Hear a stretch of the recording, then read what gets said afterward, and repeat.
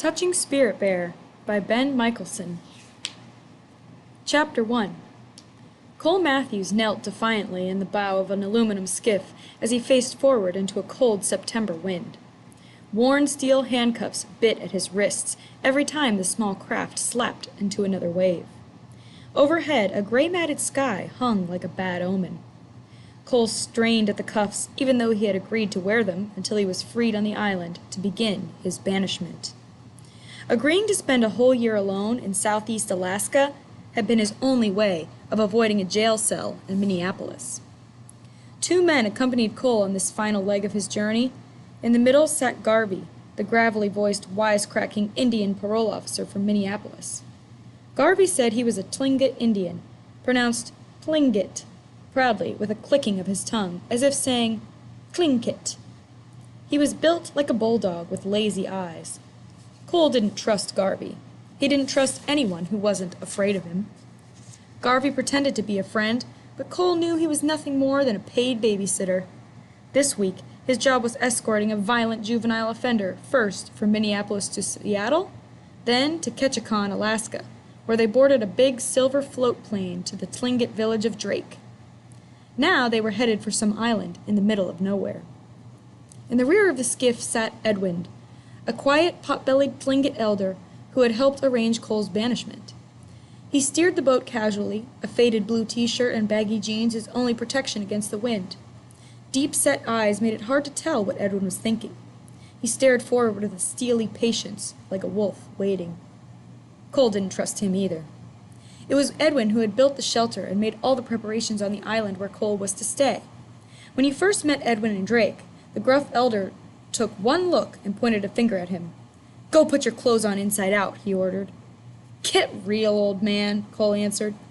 "You'll wear them reversed for the first 2 weeks of your banishment to show humility and shame," Edwin said, his voice hard as stone. Then he turned and shuffled up the dock toward his old rusty pickup. Cole hesitated, eyeing the departing elder. "Just do it," Garvey warned. Still standing on the dock in front of everyone, Cole smirked as he undressed. He refused to turn his back as he slowly pulled each piece inside out, even his underwear. Villagers watched from the shore until he finished changing. Bracing himself now against the heavy seas, Cole held that same smirk. His blue jeans, heavy wool shirt, and rain jacket chafed his skin, but it didn't matter. He'd have worn a cowbell around his neck if it had meant avoiding jail. He wasn't a Tlingit Indian. He was an innocent-looking, baby-faced 15-year-old from Minneapolis who'd been in trouble with the law half his life. Everyone thought he felt sorry for what he'd done, and going to this island was his way of making things right. Nothing could be further from the truth. To Cole, this was just another big game. With salt air biting at his face, he turned and glanced at Edwin. The elder eyed him back with a dull stare. Anger welled up inside Cole. He hated that stupid stare. Pretending to aim toward the waves, he spit so the wind would catch the thick saliva and carry it back. The spit caught Edwin squarely and dragged across his faded shirt. Edwin casually lifted an oily rag from the bottom of the skiff and wiped away the slime, then tossed the rag back under his seat and again fixed his eyes on Cole. Cole feigned surprise as if he'd made a horrible mistake, then twisted at the handcuffs again. What was this old guy's problem anyway? The elder acted fearless, but he'd had to be afraid of something. Everyone in the world was afraid of something. Cole thought back to all the people at home who had tried to help him over the years. He hated their fake concern. They didn't really care what happened to him. They were gutless. He could see it in their eyes. They were afraid, glad to be rid of him. They pretended to help only because they didn't know what else to do. For years, help had meant sending him to drug counseling and anger therapy sessions. Every few months, Cole found himself being referred to someone else. He discovered early on that being referred was the adult term for passing the buck. Already he had seen the inside of a dozen police stations, been through as many counselors, a psychologist, several detention centers, and 2 residential treatment centers. Each time he got into trouble, he was warned to shape up, because this was his last chance.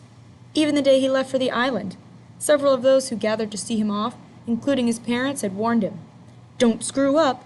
This is your last chance." Cole braced himself for the next big wave. Whatever happened, he could always count on having one more last chance. Not that it really mattered. He had no intention of ever honoring the contract he agreed to during the Circle Justice meetings. As soon as they left him alone, this silly game would end. Circle Justice was a bunch of bull. They were crazy if they thought he was going to spend a whole year of his life like some animal trapped on a remote Alaskan island. Cole twisted at his handcuffs again. Last year at this time, he'd never even heard of Circle Justice. He hadn't heard of it until his latest arrest for breaking into a hardware store. After robbing the place, he totally trashed it. The police might not have caught him, but after a week passed, he bragged about the break-in at school. When someone ratted on him, the police questioned Cole. He denied the break-in, of course, and then he beat up the boy who had turned him in. The kid, Peter Driscoll, was a ninth grader Cole had picked on many times before, just for the fun of it. Still, no one ratted on Cole Matthews without paying the price. That day, he caught up to Peter in the hallway at school. "You're a dead man," he warned the skinny red-haired boy, giving him a hard shove. He laughed when he saw fear in Peter's eyes. Later, after school, Cole cornered Peter outside in the parking lot. With anger that had been brewing all day, he attacked him, starting hitting him hard in the face with his bare fists. Peter was no match, and soon Cole had pounded him bloody. Dozens of students stood watching. When Peter tried to escape, he tripped and fell to the ground. Cole jumped on him again, started smashing his head against the sidewalk. It took 6 other students to finally pull him away. By then, Peter was cowering on the blood-smeared sidewalk and sobbing. Cole laughed and spit at him, even as he was held back. Nobody crossed Cole Matthews and got away with it. Because of his vicious attack on Peter Driscoll, Cole had been kept at a detention center while the courts decided what to do with him. His white-walled room was bare except for a bed with a gray blanket, a toilet without a cover, a shelf for clothes, a cement table, and a barred window facing onto the center group area. The place smelled like cleaning disinfectant. Each night, guards locked the room's thick steel door. They called this detention space a room, but Cole knew it was really a jail cell. A room didn't need to be locked with a steel door. During the day, guards allowed Cole to go into the central group area with other juveniles if he wanted to. He could read, watch TV, or talk. They expected him to do schoolwork with a tutor that came each day. What a joke. This was no school, and he was no student. Cole did as little as absolutely possible, keeping to himself. The other detainees were a bunch of losers. Cole figured he wouldn't even be here if Peter Driscoll had known how to fight back. Instead, Peter was hospitalized. Doctors' reports warned he might suffer permanent damage. "Serves him right," Cole mumbled when he first told of Peter's condition. What angered Cole most after his latest arrest was his parents. In the past, they had always come running with a lawyer, offering to pay damages and demanding his release. They had enough money and connections to move mountains. Besides, they had a reputation to protect. What parent wanted the world to know their son was a juvenile delinquent? All Cole did was pretend he was sorry for a few days till things blew over. But this was how it had been in the past, before his parents got divorced. This time, he hadn't been freed. He was told that because of his past record and the violence of this attack, he'd be kept locked up while prosecutors filed a motion to transfer him to adult court. Even Nathaniel Blackwood, a high-priced criminal defense lawyer hired by his dad, told Cole he might be tried as an adult. If convicted, he'd be sent to prison. Cole couldn't believe his parents were letting this happen to him. What jerks! He hated his parents. His mom acted like a scared Barbie doll, always looking good but never fighting back or standing up to anyone.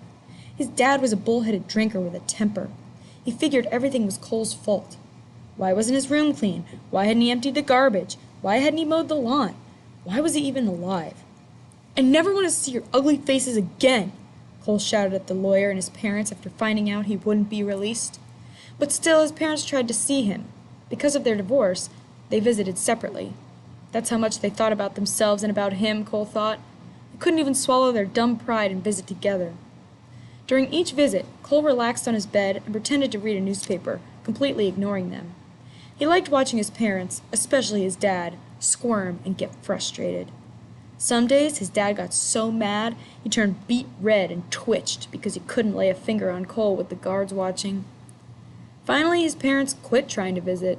Even Nathaniel Blackwood quit stopping by except when hearings and depositions required his presence. Cole didn't like the lawyer. Blackwood was a stiff man and spoke artificially, as if he were addressing an audience through a microphone.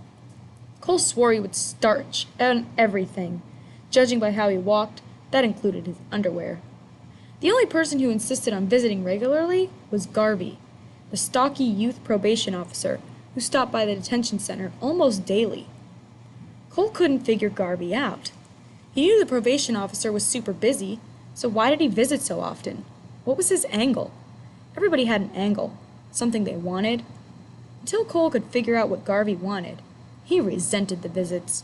He didn't need a friend or a babysitter. During one visit, Garvey asked casually, "I know you're in control, champ, but would you ever consider applying for circle justice?" What's circle justice? It's a healing form of justice practiced by native cultures for thousands of years. "I'm no Indian," Cole said. Garvey spoke patiently. "You don't have to be Native American or First Nation. Anybody can love, forgive, and heal. Nobody has a corner on that market. What's in it for me?" Garvey shook his head. "If you kill my cat, normally the police fine you, and that's it. We still hate each other, I feel bad about my cat, and you're angry because you have to pay a fine. In circle justice, you sign a healing contract.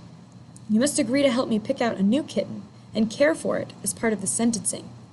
"Why would I want to take care of a dumb cat?" "Because you've caused my cat and me harm. By doing something for me and for another cat, you help make things right again." "What if I don't care about you and your dumb cat?" "Then do it for yourself. You're also a victim.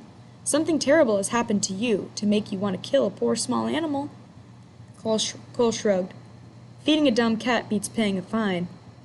Garvey smiled and clapped Cole on the back. "You just don't get it, champ, do you?" Cole ducked away from Garvey. He hated being called champ, and he hated being touched. Nobody ever touched him except to hit him. That's how it had been as long as he could remember. "Circle justice tries to heal, not punish," Garvey explained. "Your lawyer might take you to a zoo to help you appreciate animals more. Prosecutor might have you watch a veterinarian operate for a day to realize the value of life. The judge might help you on the weekend to make birdhouses as repayment to the animal kingdom for something you destroyed. Even neighbors might help in some way." "They actually do this stuff here in Minneapolis?" Garvey nodded. "It's a new trial program. Other towns and cities are trying it too." "Why go to so much trouble?" "To heal. Justice should heal, not punish.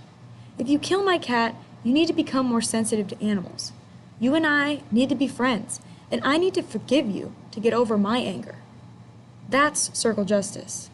Everybody is a part of the healing, including people from the community. Anybody who cares. But healing is much harder than standard punishment. Healing requires taking responsibility for your actions." Cole bit at his lip. "So would this mean get me out of going to jail?" "It isn't about avoiding jail," Garvey said. "You go to jail angry, you stay angry. Go with love, that's how you come back. This is all about how you do something, not what you do. Even jail can be positive if you go in with a good heart. I will say this, however. Usually the jail sentence, if there is one, is reduced under circle justice." That's all Cole needed to hear. He knew what game to play. "How do I get into this circle justice stuff?" he asked innocently. Garvey placed a hand on Cole's shoulder. "I'll get you an application," he said, "but you're the one who starts the process in your heart." He tapped Cole's chest. "If you don't want change, this will never work." Cole forced himself not to pull away from Garvey's hand. "I really do want change," he said, using the innocent, childish voice that had served him well countless times before. Garvey nodded. "Okay, let's see if you're serious. I'll help you with the application." After Garvey left the detention center that day, Cole jabbed his fist into the air. "Yes!" he exclaimed. The world was made up of suckers and fools, and today Garvey was at the top of the heap.